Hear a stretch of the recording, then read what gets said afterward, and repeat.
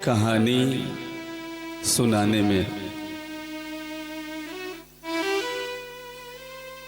न पीने पिलाने न खाने में है, न किस्से कहानी सुनाने में है।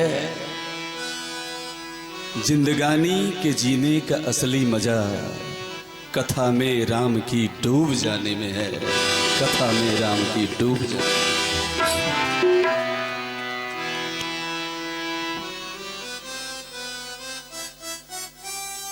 भक्तजनों,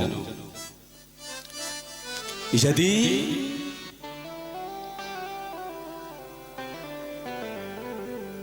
जीवन की व्यथा को समाप्त करना है तो कथा का आश्रय लेना ही होगा।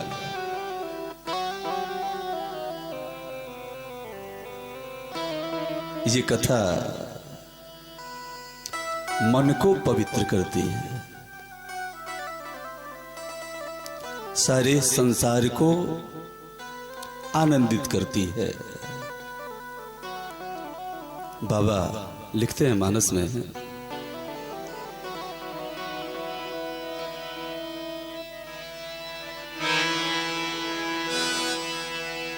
भगवान भोलेनाथ कहते हैं मैया पार्वती से कि पूछे हो रघुपति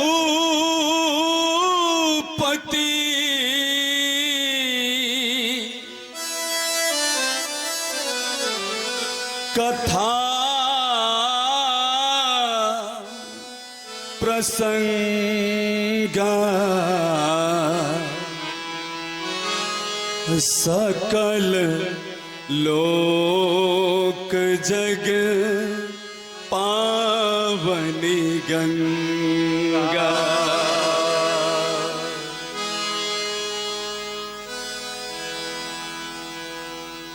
सकल लोक जग पावनी गंगा, ये ज्ञान गंगा है। जब कथा रूपी ज्ञान गंगा में हम स्नान करते हैं तो हमारे समस्त प्रकार के विकार रूपी अज्ञानता का नाश हो जाता है। ज्ञान गंगा है। भगवान भोलेनाथ जी ने यह ज्ञान गंगा माता पार्वती जी को सुनाई है। देखिए, भगवान भोलेनाथ की जटा से भी गंगा निकली है। गंगा मैया वो स्नान गंगा है और भगवान भोलेनाथ के मुख से ज्ञान गंगा।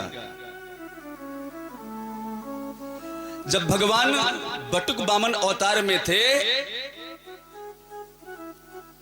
राजा बलि के यहां गए, 3 पग पृथ्वी मांगा और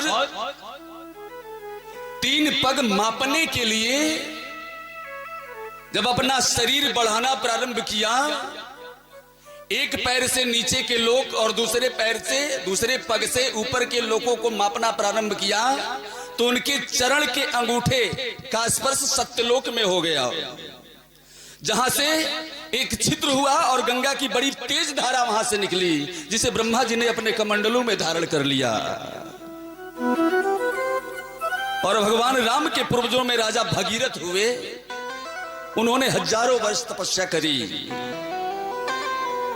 तो भगवान शिव को प्रसन्न किया और गंगा जब वेग से वहां से चली तो भगवान शिव ने अपनी जटाओं में गंगा को समेट लिया।